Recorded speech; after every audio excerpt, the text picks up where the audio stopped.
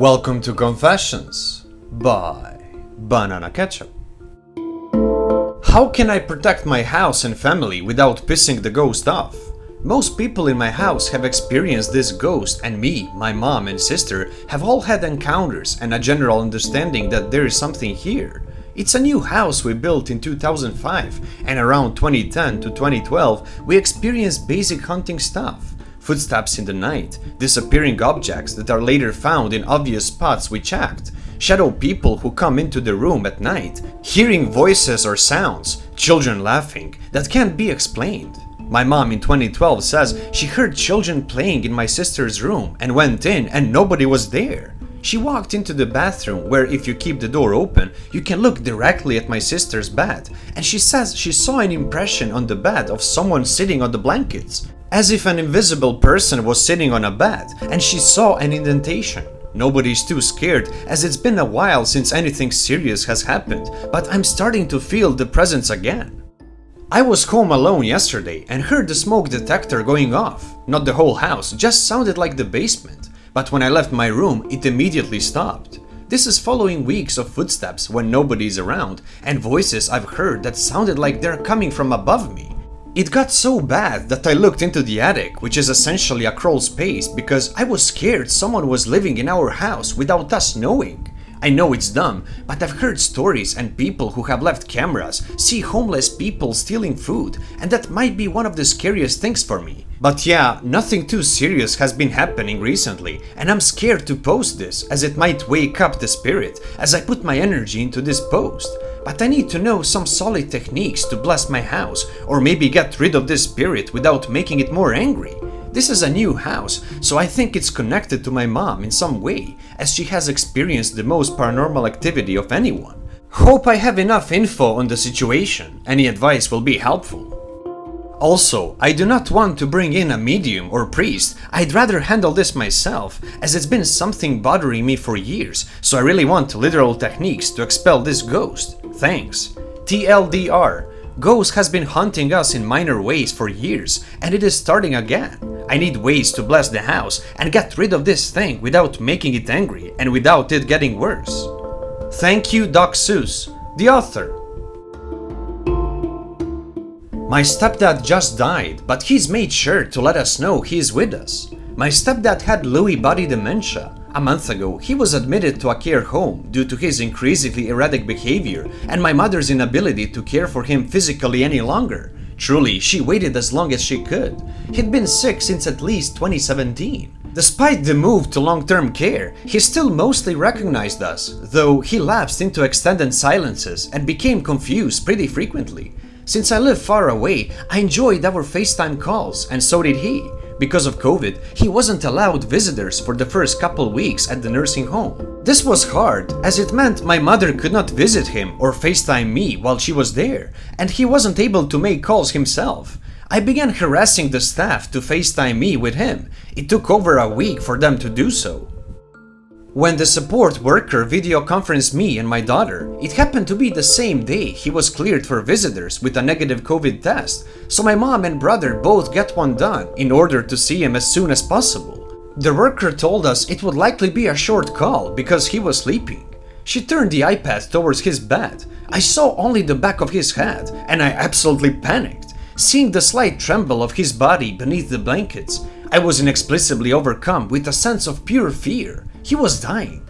My daughter did not have this reaction at all and said since he was asleep, we could try again to talk soon. I told her the truth as I saw it. Something was terribly wrong, and asked her to go see him as soon as she could. Then I called my mother and brother on redial until they answered and told them they must go immediately. They asked me why, and I could not explain, but I said I knew it was bad, and they went.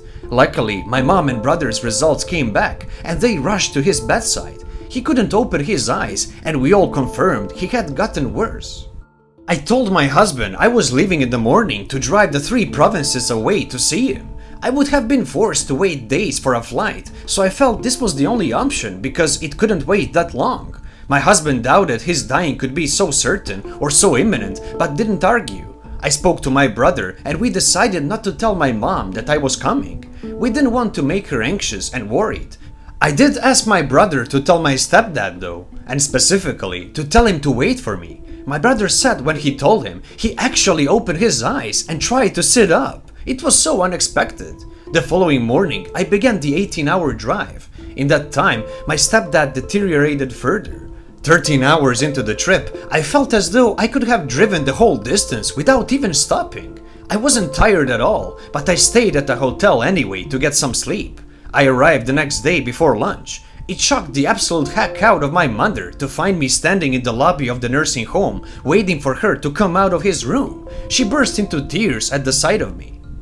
I went in and saw him, and I honestly wondered if he could hear me, but he squeezed my hand when I asked him to. I played his favorite music and just sat with him, holding his hand and reminiscing about our happiest times together. The nurses confirmed it would not be very long now. Later on, before visiting hours were over, I was talking to him and trying to think of some pipe organ music I could play, since he'd been the church organist when he was young. Trouble was, I never went to church, and I certainly didn't know any church organ music. I'd never even heard him play. I said out loud, "I really don't know what pipe organ music I could play for you, Dad."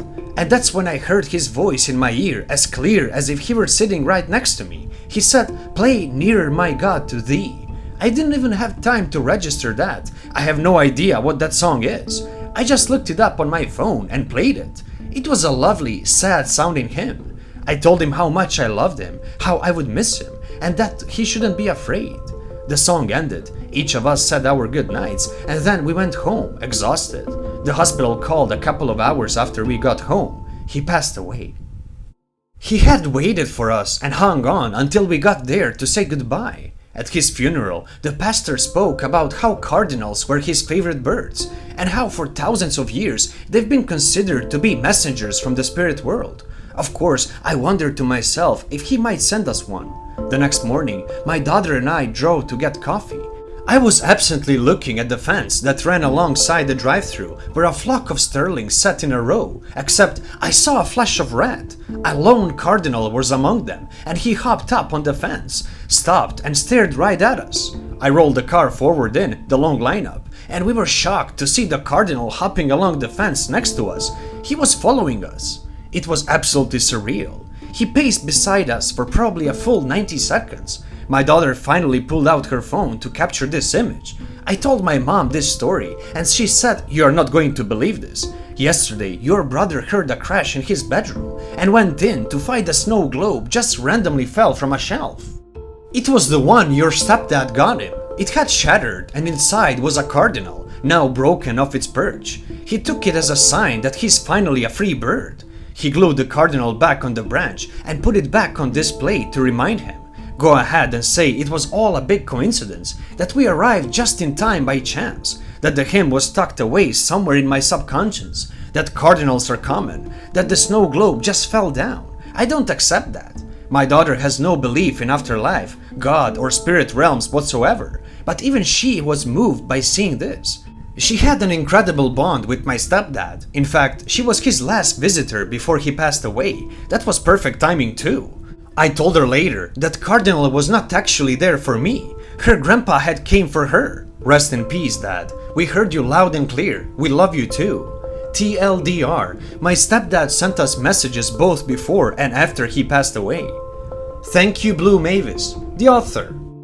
Thank you for watching, everyone. If you already haven't, subscribe to this channel so you don't miss any new episodes. See you again soon, and until then, please, be safe.